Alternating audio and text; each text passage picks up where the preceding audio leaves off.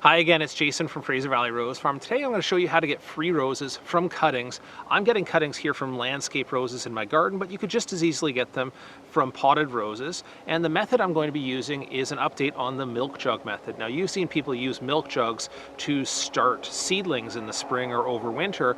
This is for the same reason. That milk jug is going to help maintain humidity around those cuttings and help them to survive during that transition when they're trying to put on brand new roots. I usually do this in my greenhouse under mist or in more sophisticated conditions, but today I'm challenging myself to do it with a very simple setup with regular things you could find in your own home. So let's go have a look at that.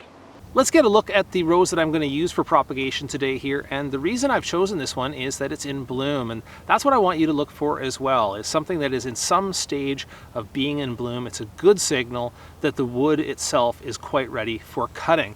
So I'm going to take a section off here, and you can see that I've got a big long stem coming this way, and I've got a big long stem coming this way. Both of those are going to be good for cuttings. This section here that is just made up of flowers isn't so useful for cuttings, so I'm going to take that off, but these two I'll cut up into the size of cuttings when we get back to the house. Well, you couldn't ask for a simpler setup. A 4-liter or 1-gallon milk jug or water jug, and a 6-inch Tupperware container, just the bottom, not the top, is necessary, with some toilet paper rolls. I'll show you, I'll fill those with some soil, and once you've cut out the bottom of the water jug or milk jug, it fits on top of that beautifully so we can maintain the mist inside of there. All right, now to fill these up with soil, and the brand of soil I'm using here is called ProMix, but the brand really doesn't matter. It's just a regular potting mix that I'm looking for. You could go for something light like a cactus mix, that would be fine too. Just so long, and one clue that you're using a good soil is the presence of this perlite. These are the little white bits you see in here. Once I have these packed, say, lightly but firmly, it's going to hold the soil in both ends here. So I'm going to transfer it straight back into this Tupperware container one by one, just so I can fit them right. And you can see it's already starting to accept some of the moisture from the soil, and the soil wasn't even all that wet to begin with. So I do anticipate that these toilet paper rolls will break down or could break down over the duration of this propagation, but it's actually not such a big deal because I only expect it to be somewhere in the range of 3 weeks or maybe a little bit more before these are fully rooted, and by that time I can transfer them into pots. So this is them all packed into the toilet paper rolls. Now let's start working on those cuttings. Well, the cutting method isn't too complicated. You can see I've done a couple already, and first thing I'm going to do is just trim off that flowering section of the stem, leaving a nice section here with lots of leaves on it. And you can see that the bendiness here, it's still pliable. It is not hard wood because it just came from behind that flowering section. Now in terms of length, I usually give it 3 or 4 inches minimum. Some people go up as far as 6 inches, but because this is a thin stemmed variety, I'm going to go around 4 inches. And the only important cut is the cut you make at the very bottom of the stem, which is directly below a leaf node. And I'll give you some close-ups of that to give you the spacing there. I'm trimming down some of the excess foliage from here because it no longer has roots, and so it could lose its moisture very easily. So I don't want to have too many leaves on there. Give it a dip in rooting hormone, and then place it into the soil just deep enough to hold it, and you don't have to push it right down in, right beside its friends here. And again, trimming off some of those leaves made it so they can fit this closely beside each other, and then I can get more cuttings into the same space. I've given the milk jug a quick misting to the inside to maintain some humidity. I'm going to tease those outer leaves underneath the jug and place it down as so, and then put it into its growing location.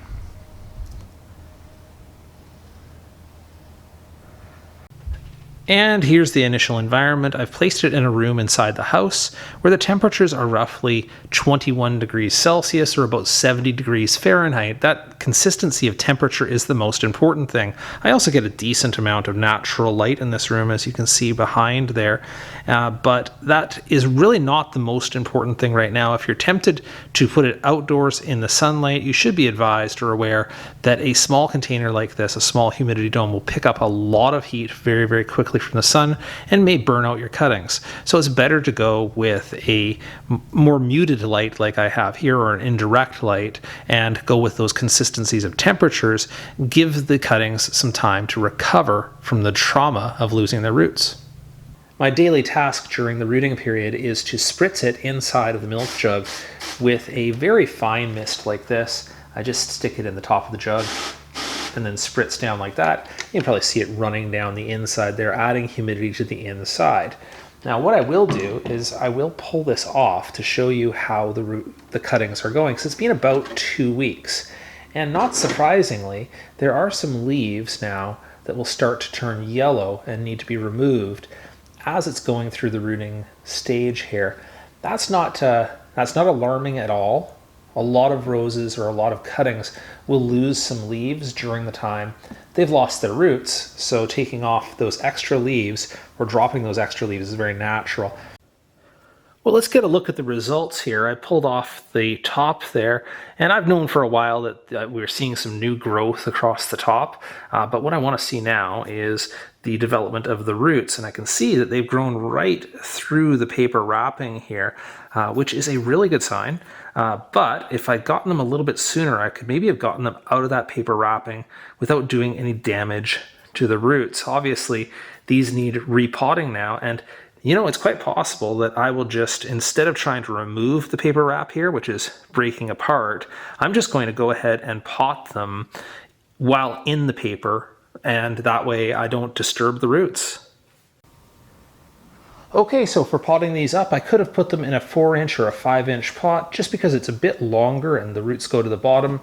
I chose the 5-inch pot. I filled that with some potting soil. Don't get too fussy about what you use for potting soil. Mine is a bark-based mix, but you could use peat and perlite fine as well. And I've dibbled a hole down the center here. So all I really have to do then is take this, press it in to the proper depth so that you really are matching the top of the plug, and then backfill with some potting soil just to firm it in. And I have a rose that I feel pretty confident will make it through to next spring. Time to talk about results and next steps. This is the rose after winter. So it did root quickly into this pot here, and by now, having overwintered, it is well rooted to the sides and bottom of the pot. I'll give you a close-up of that there. Now, I could end the video right here saying this is a success, but I do want to show you the follow-up step, because once it is well rooted to the sides and bottom of the pot here, it is time to pot it back up. I like to go through one more potting stage, either into a gallon or a 2-gallon pot, and that'll give me a chance to show you it fully in flower. That's full cycle back to where I started with this rose. Well, here's the final result video on this rose, Bonica. And as you remember, we took those from cuttings we put into toilet paper rolls and under a milk jug, and from those humble beginnings, here it is fully in bloom. In fact, I've already taken and sold some of these. They were that advanced, and they are fully rooted to the bottom of this pot, ready to go into the landscape and in bloom on the same cycle as their mother in the landscape. We took these cuttings in the fall, overwintered them, and as you recall, repotted them a couple of times to get them to this size. So I would call that a success. So if you have any questions on this kind of plant propagation, whether you're using milk jugs and toilet paper rolls or standard pots and humidity domes, just drop those into the comments down below the video. I'll see what I can do to help.